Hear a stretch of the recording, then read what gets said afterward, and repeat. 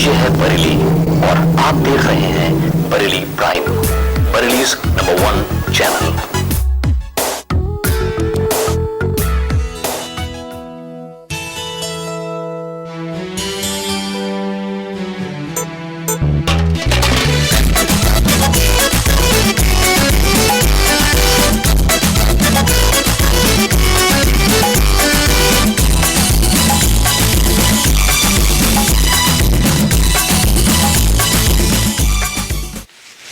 नमस्कार दोस्तों, health and care कार्यक्रम में आपका फिर स्वागत है।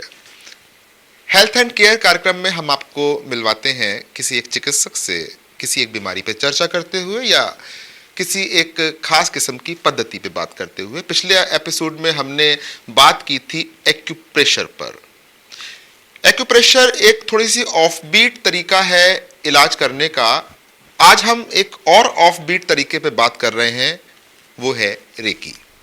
जी हाँ, रेकी पर हमसे बात करने के लिए हमारे बीच में है आज श्रीमती रचना सहगल जी। रचना जी, स्टूडियो में बहुत बहुत स्वागत आपका। हमारे दर्शकों को ये बताइए कि रेकी है क्या चीज? रेकी दो शब्दों से मिलकर बनी हुई है, रे और की। अगर साधारणतः हम ये जानना चाहेंगे, हर व्यक्ति जो जब जन्म लेता है तो वो इस जीवन शक्ति को साथ में लेकर पैदा होता है और ये एक स्पर्श चिकित्सा है। हमारे वेदों में, हमारे ग्रंथों में इसका सब जगह हमको इसके बारे में मालूम पड़ता है।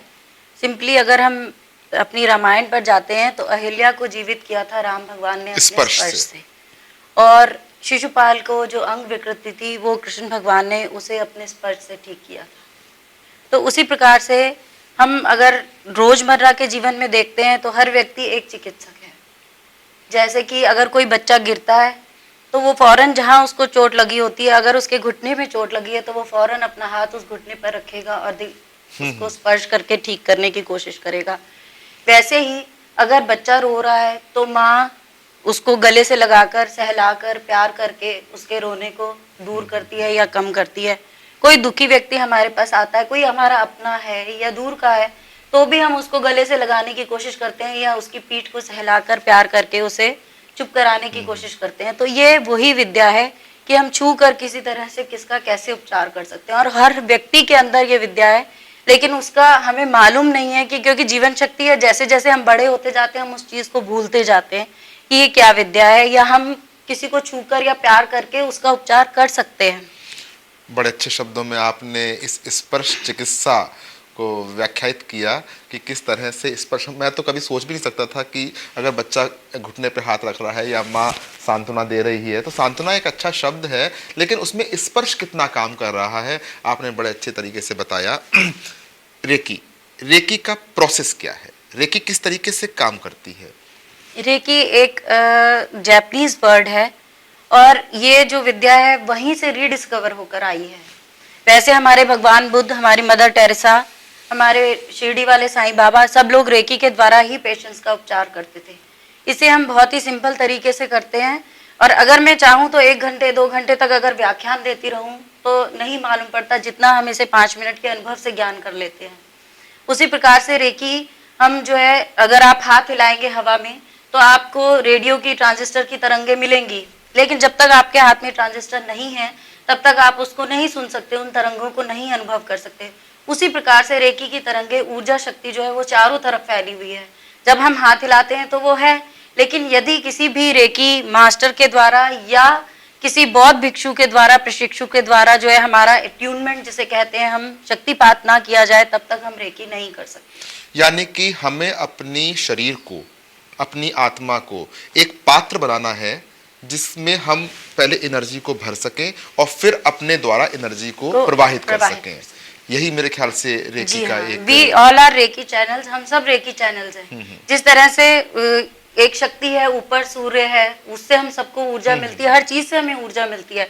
ऊर्जा हमारे ऊपर से आ रही है और हमारे हाथों के द्वारा दूसरों का ट्रीटमेंट हो रहा है। एक पानी की टंकी है, सब जगह उसके टैप्स लगी हुई है, हम हर जगह अगर उसको खोलते जाएंगे तो सब जगह वही पानी बह रहा है। पात्र होना बहुत जरूरी है, बहुत जरूरी है, जिस पर हम, जिसे आप मान सकते हैं ईश्वरीय शक्तियां हैं। अच्छा, रेकी मेडिकली हम इसको ले रहे हैं, रेकी मेडिकली किन स्तरों पर कार्य करती है? रेकी हमारे सब स्तरों पर कार्य करती है। सबसे पहला हमारा स्तर है शारीरिक, रोजमर्रा की हमारी जितनी तकलीफें हैं, सिर दर्द, पेट दर्द, हाथ दर्द, जो भी प्रॉब्लम्स हैं, सबको रेकी, यहाँ तक कि कैंसर तक को ट्रीट करती है रेकी। और उसके बाद हमारा आ जाता है मानसिक स्तर। मानसिक स्तर से अगर हम ठीक नहीं है तो हमें बीमारियां घेरेंगी। डिप्रेशन, हर वक्त लोग डिप्रेशन और उसकी बातें करते रहते हैं, तो वो रेकी जो है हमारी एक महान तनाव निवारक दवा है। थकान भी दूर होती है। जो भी आपकी रोजमर्रा की बहुत सी प्रॉब्लम्स हैं डेली रूटीन में, वो सारी प्रॉब्लम्स हमारी रेकी के द्वारा ठीक होती हैं। उसके साथ ही साथ जो है रेकी भावात्मक स्तर पर भी बहुत अच्छा कार्य करती है, और उसके साथ ही आध्यात्मिक स्तर जो है वो रेकी का वो बहुत ऊंचा स्तर है। जैसे जैसे हम आगे बढ़ते जाते हैं वैसे वैसे हमारा अध्यात्म का स्तर भी बढ़ता जाता है, और अध्यात्म की जरूरत शायद आज हमारे समाज को सबसे ज्यादा है। चलिए, हम चूंकि इस रेकी जैसे विषय को अपने हेल्थ एंड केयर में ले रहे हैं और लोगों के इलाज के लिए ले रहे हैं, आपने बिल्कुल ठीक कहा कि हमारा आध्यात्मिक स्तर यानी कि मन की शांति एक बहुत बड़ी चीज़ है। तमाम अंगों को शांति मिलना और मन को शांति मिलना थोड़ा सा फर्क है। क्या हर व्यक्ति रेकी सीख सकता है? जी हाँ, हर व्यक्ति रेकी सीख सकता है। हर उम्र का व्यक्ति रेकी सीख सकता है। यहाँ तक कि 10 वर्ष के बच्चे से लेकर 80 साल तक के उम्र के व्यक्ति रेकी सीख सकते हैं। और मेरे पास खुद जो है मेरी बेटी जो 11 साल की है वो रेकी जानती है, और उसके अलावा हर एज के व्यक्ति रेकी सीखने के लिए आते हैं। यहाँ तक कि जो लोग अनपढ़ हैं, दूसरी क्लास तक भी अगर पढ़े हुए हैं, वो समझ सकते हैं हमारी बात को, तो वो भी रेकी सीख सकते हैं। रेकी से लाभ किस तरीके से है? रेकी से हमारे को हर तरह का लाभ होता है। सबसे पहले तो हमारे शरीर को संतुलित करती है। उसके बाद हम रेकी से जो है रोजमर्रा के अपने जो हमारे ऐसे कह सकते हैं कि हम ट्रैवल कर रहे हैं तो भी हम रेकी कर सकते हैं। अगर हम किसी तरह का कोई वहम नहीं कर सकते रेकी के अंदर। अच्छा। जैसे कहा जाता है कि आप जो है नहाए हैं तो रेकी नहीं कर सकते, या नहीं नहाए तो अच्छा, रेकी। शुद्धता की कोई बात नहीं है। आप किसी भी स्थिति में हो आप रेकी कर सकते हैं। अच्छा, रेकी आप अपने लिए तो करें, क्या दूसरे के लिए भी कर सकते हैं? जी हाँ, रेकी अपने लिए, सबसे पहले अपने लिए करें, उसके बाद अपने परिवार के लिए करें, उसके बाद आस पड़ोस के लिए करें। उसके साथ ही साथ आप रेकी पेड़ पौधे, जीव जंतु, यहाँ तक कि आप अगर वाइल्ड ट्रैवलिंग है तो आप अपने आप को सेफ्टी में डालकर रेकी में आगे, इसके स्तर हैं वो जैसे जैसे बढ़ते जाते हैं, 4 लेवल्स हैं, वो करते जाते हैं, आप आगे आगे पहुंचते जाते हैं। आपने कहा कि अपने आप को उसमें डालकर, सेफ्टी में डालकर, ये क्या चीज है? ये रेकी का दूसरे स्तर की बात है। पहला स्तर में हम सिर्फ उपचार करते हैं। रेकी के प्रिंसिपल्स हैं ये सब? नहीं, रेकी के ये उपचार करने के स्तर हैं जिनको हम सीखते हैं। सबसे पहले हमारा स्तर आता है कि हम खुद का उपचार करें और दूसरों का उपचार करें, यानी कि अपनी पात्रता बनाएं, पात्रता के साथ हम खुद को हील करें, उसके बाद हम दूसरों का उपचार करें। अच्छा, वो कैसे वो उसमें क्या है? उसमें हम सर दोनों हाथों को एनर्जाइज करके रेकी मंत्र बोलकर, और हम अपने हाथों को कप शेप में लेकर जहां पर हमें तकलीफ है हम उसी जगह पर स्पर्श करके उपचार करते हैं।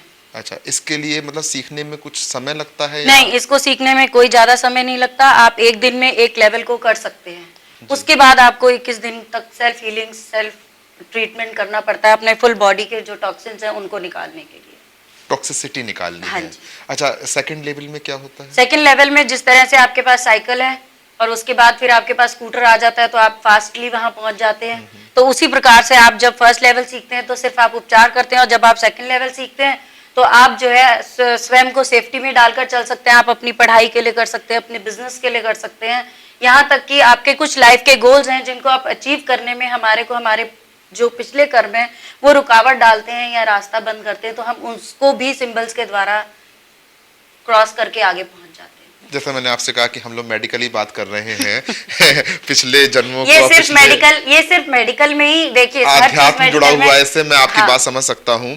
लेकिन जिस तरह से हम ट्रेवल कर रहे हैं और हम अपने आप को सेफ रखना चाहते हैं, हम अपनी फैमिली को सेफ रखना चाहते हैं, या हम घर लॉक करके जा रहे हैं और हम ताला लगा के जा रहे हैं और हम चाहते हैं कि हमारे घर में चोरी ना हो, मैंने सुना है ऐसा। क्या रेकी से जो एनर्जी हम प्रवाहित करते हैं, रेकी से जो एक एनर्जी को हम इंस्टॉल करते हैं वहां पर, क्या ये सब भी संभव है? जी हाँ, बिल्कुल संभव है। आप यहाँ से बैठकर आप इंग्लैंड या कहीं पर भी जो है दूर, अगर आपके पास किसी की फोटो है या सिर्फ नाम भर है तो आप उससे रेकी भेजकर उसको लॉक कर सकते हैं या उसका ट्रीटमेंट कर सकते हैं, उसकी हीलिंग कर सकते हैं। ये बकायदा प्रोसेसिंग में है? हाँ, प्रोसेसिंग। ये हमारे रेकी के सब्जेक्ट में है जी। हर ह्यूमन बीइंग, हर व्यक्ति के, ह्यूमन बीइंग तो मैंने बात कही, हर व्यक्ति के आसपास एक ऑरा होता है, ये साइंटिफिकली प्रूव हो चुका है। तो उस ऑरा में भी कई हमारे ऑर्बिट्स हैं, कई कलर्स हैं। तो आप ये बताइए कि रेकी क्या हमारे इस ऑरा में भी सहायता देती है? पहले तो आप ये बताइए कि ऑरा क्या होता है। मैंने तो बहुत फास्ट बता दिया कि ऑरा क्या होता है, कि आप पहले हमारे दर्शकों को ये बताएं कि ऑरा क्या होता है और रेकी का ऑरा को हील करने में, ऑरा को रेगुलेट करने में क्या इसका रोल है। किसी पार्टी में ही खड़े हैं सिंपली, और कोई व्यक्ति ऐसा आकर हमारे पास खड़ा होता है जिसको हम नहीं जानते हैं, नहीं पहचानते हैं, लेकिन हमारी अंदर से फीलिंग्स जो हैं वो खराब हो जाती हैं और हमारा मन नहीं करता कि हम वहाँ खड़े हों और वहाँ से हट जाएं। ऐसे ही कभी अगर हमारे पास कोई व्यक्ति जिसको हम नहीं जानते, वो हमें अच्छा लगने लगता है और हमारी इच्छा करती है हम उससे जाकर बात करें। साइंटिफिकली ये तो है हमारी एक आध्यात्मिक स्तर पर बात, कि हमारा ऑरा जो है दूसरे, उस व्यक्ति का ऑरा हमसे टकराया, उसकी जो नेगेटिविटी थी वो हम तक आई और उससे जो है हमारे मन के भाव बदल गए और हमने जो है उसको निग्लेक्ट करना ठीक समझा। वैसे ही किसी अच्छे व्यक्ति के अगर भाव हमसे टकराए तो हमें अच्छा महसूस हुआ तो हम उससे बात करना चाहते हैं। लेकिन अगर साइंटिफिकली आप जाते हैं तो हमारे ऑरा के जो 7 कलर्स हैं, 7 हमारे जो लेयर्स हैं, उन लेयर्स को बीमारियां जो हैं उन्हें तोड़कर अंदर आती हैं। अच्छा, तो अगर हम डेली रूटीन में हम उस तरह से अपने ऑरा को क्लीन करते रहें तो हम तक बीमारियां नहीं आएंगे। जिस तरह से अब सर्दी ज़्यादा है या गर्मी ज़्यादा पड़ रही है, तो और साथ ही साथ नेगेटिविटी को लेकर भी चलती हूँ मैं। नेगेटिविटी और पॉजिटिविटी अगर वो हमसे टकराती है तो हमारे ऑरा में इंटरैक्ट होती है और उससे हमारे अंदर असर होता है। अगर हम उसको क्लीन करते रहें तो हमारे तक बीमारियां नहीं आती हैं। उसके साथ ही हम पॉजिटिव थिंकिंग के होते हैं। हाँ, ये नेगेटिव और जो पॉजिटिव के बारे में आपने बताया, ये अपने आप में एक तौर तरीका है। लेकिन आप ये बताएं कि आपने ये कहा कि अब हम अपने ऑरा की क्लीनिंग कर सकते हैं, ये किस तरीके से कर सकते हैं? तो मेरे को खड़े होकर बताना हाँ, पड़ेगा। आप प्लीज बताइए हमारे दर्शकों को। ठीक है, हम सिंपली इसको अपनी पूजा में शामिल कर सकते हैं। हम यदि अपने पूजा के बाद खड़े हो जाएं और दोनों हाथों को इस तरह से अपने पेल्विक जॉइंट्स तक लेकर आएं और धीरे से सिर के ऊपर से ले जाते हुए और नीचे को आकर साइड में उसकी ग्राउंडिंग कर दें। इस तरह से हम 7 बार कर कर अपने ऑरा को क्लीन कर सकते हैं। इसे सुबह शाम दोनों समय अगर आप करते हैं तो आपका ऑरा बिल्कुल क्लीन हो जाएगा और स्ट्रांग हो जाएगा और आप तक रोजमर्रा की जितने भी पोल्यूशन और इस चीज का इफेक्ट जो है वो पड़ना बंद हो जाएगा। तो ये ऑरा क्लीनिंग के साथ साथ हम किन और चीज़ों का ध्यान रखें जिससे कि हमारा ऑरा, हमारा पूरा व्यवहार, हमारे पास नेगेटिविटी नहीं आए? तो हम और क्या क्या हमें इस क्षेत्र में करना चाहिए? देखिए, अगर हम इस क्षेत्र में जो है अपनी थिंकिंग को सबसे पहले पॉजिटिव, हर बुक में, हर किताब में, हर चीज़ में ये बात हमें पढ़ने देखने को मिलती है, या आम जो हमसे बड़े हैं सब हमको यही कहते हैं, आप पॉजिटिव सोचें, पॉजिटिव सोचें। लेकिन क्यों सोचें पॉजिटिव? वजह क्या है उसको पॉजिटिव सोचने की? उसका बहुत ही सिंपल और आसान उत्तर है कि अगर हम बस में ही कहीं जा रहे हैं और कोई रेलवे फाटक बंद हो गया जिसपे अगर हम 40-50 लोग अगर सवार हैं, जिसमें से 40 लोगों ने एक साथ कह दिया लो जी गए अब 1 घंटे के लिए, तो क्या होता है कि जो उनकी आवाज निकली वो आवाज ब्रह्मांड में जाकर टकराई और जो नेगेटिव सोच थी वहां पर, जो नेगेटिव चीज हमेशा नेगेटिव को ढूंढती है, पॉजिटिव हमेशा पॉजिटिव को ढूंढती है, तो वो नेगेटिव सोच जो है वो नेगेटिविटी वापस लौट कर आई और वही हुआ कि 1 घंटे के लिए बंद हो गया। अगर यदि हम उसी सोच को, ये मैं आपको एग्जाम्पल इसलिए दे रही हूँ कि आप अपने रोज डेली लाइफ में अगर इस चीज को पॉजिटिव सोचते रहेंगे तो शायद आप कभी बीमार होंगे ही नहीं। अपनी डेली रेकी करते रहेंगे, साथ साथ आपकी थिंकिंग पॉजिटिव हो जाएगी तो आप बीमार होने का सवाल ही नहीं उठता आपका। और आप उसको जो है वही, अगर वो 40 लोग ये कह देते कि अभी खुल जाएगा तो वो फौरन गेट खुल जाता और आप जो है उससे निकल जाते। रेकी हमें सिर्फ अपने, सबसे बड़ी चीज उसकी यही है कि वो हमें तनाव रहित रहना सिखाती है, कि हम कोई टेंशन ना ले, और टेंशन हम तब नहीं लेंगे जब हम पॉजिटिव सोचेंगे। अच्छा, किसी को बहुत तेज बुखार है तो अब हम रेकी देकर, या किसी को बहुत तेज दर्द है तो क्या हम उसे रेकी देकर उसका दर्द उस समय, हाँ, बिल्कुल, क्या ये प्रैक्टिकली पॉसिबल है? बिल्कुल प्रैक्टिकली पॉसिबल है। और ऐसा होता है, कई पेशेंट्स ऐसे हैं जिन बच्चों के चश्मे उतर गए, और वो यही बरेली के ही पेशेंट्स हैं, बच्चे हैं, और बच्चे जो हैं वो बहुत जल्दी ग्रास्प करते हैं किसी चीज़ को। रेकी के द्वारा उन बच्चों के चश्मे उतरे और एक बच्चे का तो 5 दिन के अंदर चश्मा उतर गया, जिस बच्चे का मोतियाबिंद का ऑपरेशन हो चुका था। और डॉक्टर प्रदीप रायजादा जो है वो he is friend of mine, वो उस चीज़ को जो है चेक करते रहते हैं रेगुलर। और अपने अपोलो के जो डॉक्टर्स हैं, हॉस्पिटल्स हैं, आपको वो सब रेकी सीखे हुए हैं।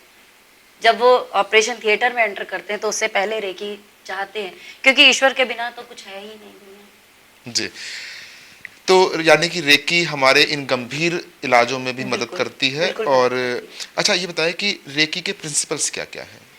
रेकी के सिंपली 5 प्रिंसिपल्स हैं जो हमारे को बताए गए हैं। उसमें सबसे पहला प्रिंसिपल हमारा यही है कि सिर्फ हमारा जीवन सिर्फ आज के लिए है। हम के लिए क्रोध नहीं करेंगे, सिर्फ आज के लिए क्रोध नहीं करेंगे। उसका तरीका यही है कि आप हर चीज़ को स्वीकारें तो क्रोध आने का सवाल ही नहीं उठता। दूसरा हमारा प्रिंसिपल है, सिर्फ आज के लिए मैं चिंता नहीं करूँगा। चिंता नहीं करूँगा, चिंता कैसे जो है, लोग कहते चिंता कैसे नहीं करें। आपको जो मिला है, जितना आपके पास है, आप उसको स्वीकार करें, उसको मानें, तो उस ईश्वर पर छोड़ दें तो आपको चिंता होगी ही नहीं। सही ढंग से करते जाएं तो चिंता करने का सवाल ही नहीं उठता।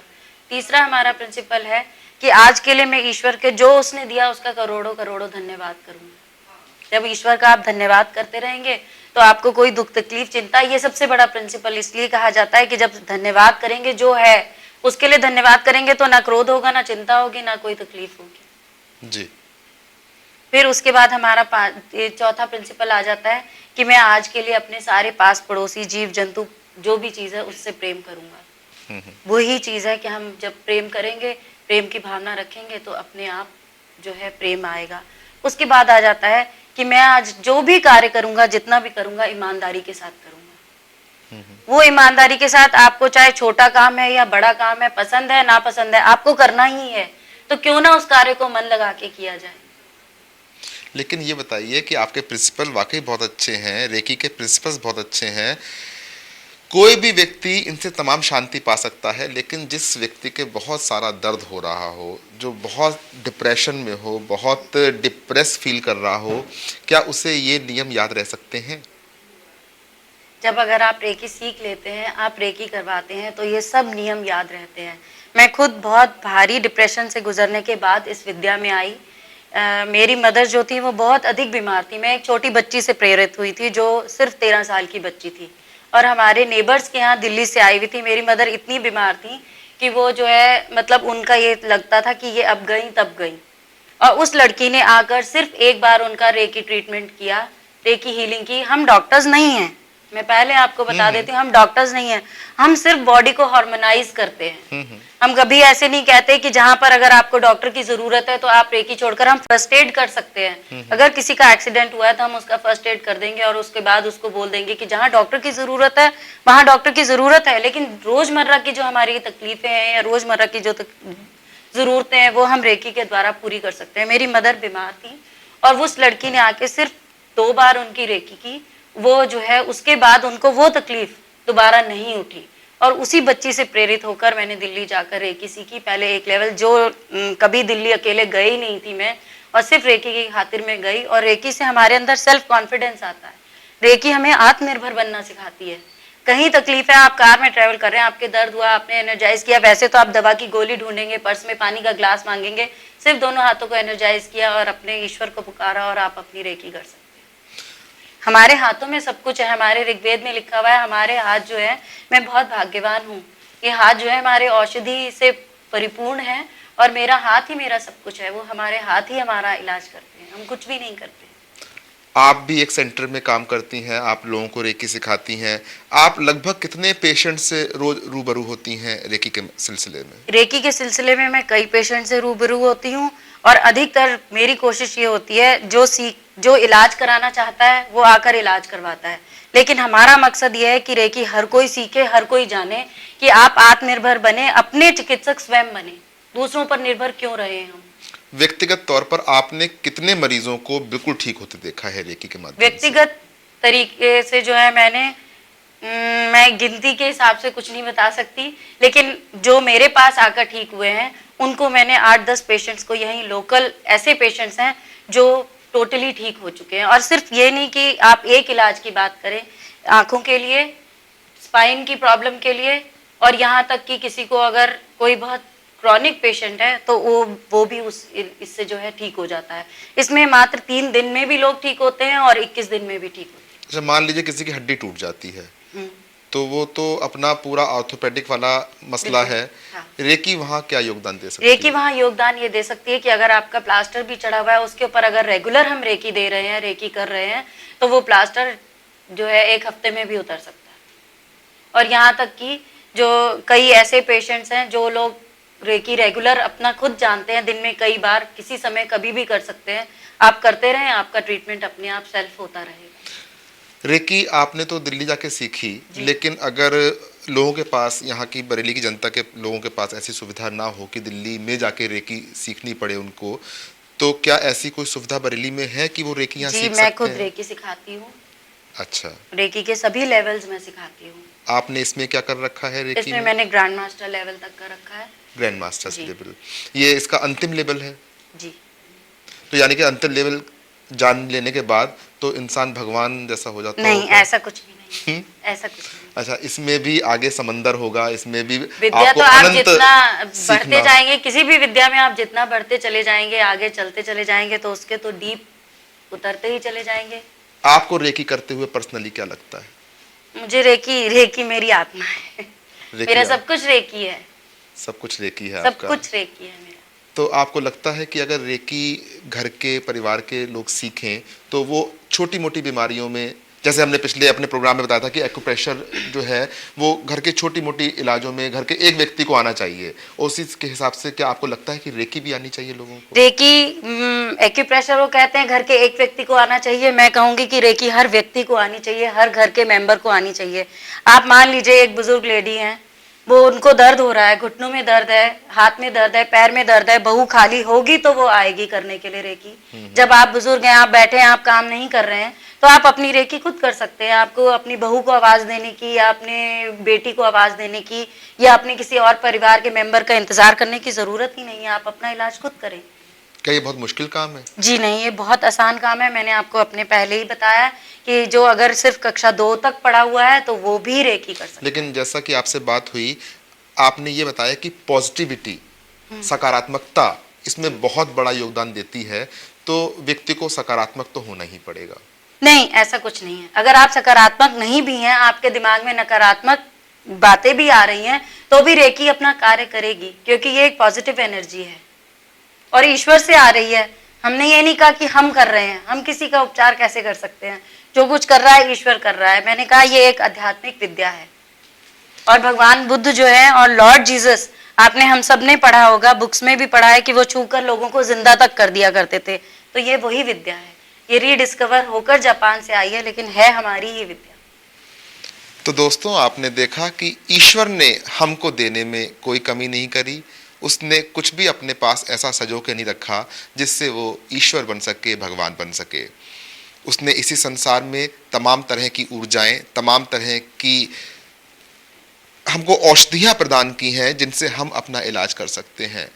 हम नकारात्मक अपने तौर पर हो सकते हैं, लेकिन हमारी नकारात्मकता में भी उस ईश्वर ने सकारात्मकता के तत्व डाल रखे हैं। अगर हम केवल उसी सकारात्मकता को लेकर चलें तो हम अपने को हील कर सकते हैं, अपना इलाज कर सकते हैं, अपने परिवार का, अपने पड़ोसियों का, अपने पूरे समाज का इलाज कर सकते हैं। तो रेकी किस तरह से काम करती है, रेकी के क्या उपयोग हैं, रेकी किस तरह से सीखी जा सकती है, और रेकी से हमें कहाँ कहाँ तक और किस किस्म के फ़ायदे हो सकते हैं, आपने जाना। और इसके लिए हम आपकी तरफ से और अपनी तरफ से रचना जी का धन्यवाद करते हैं। रचना जी, बहुत बहुत धन्यवाद आपका रेकी के बारे में इतना कुछ बताने के लिए। दोस्तों, अपने पत्र हेल्थ एंड केयर में आप हमेशा लिखते रहें कि किस तरह की बीमारियों या किस तरह की जानकारियों के लिए आप किस तरह के चिकित्सकों से मिलना चाहेंगे हेल्थ एंड केयर के माध्यम से। तो अपने पत्र हमें लिखना ना भूलिए। पत्र आप लिख सकते हैं इस पते पर, कार्यक्रम हेल्थ एंड केयर, विश्व मानव भवन, 103 सिविल लाइंस, हिंद सिनेमा के पीछे, बरेली। फ़ोन 9359111011। तो दोस्तों, इस बार हेल्थ एंड केयर प्रोग्राम से हम आपको इजाज़त चाहेंगे और अगले प्रोग्राम में हम आपसे फिर मिलेंगे किसी नई बात के साथ, किसी एक नए व्यक्तित्व, नई शख्सियत से मुलाकात के साथ। तब तक के लिए आज्ञा दीजिए।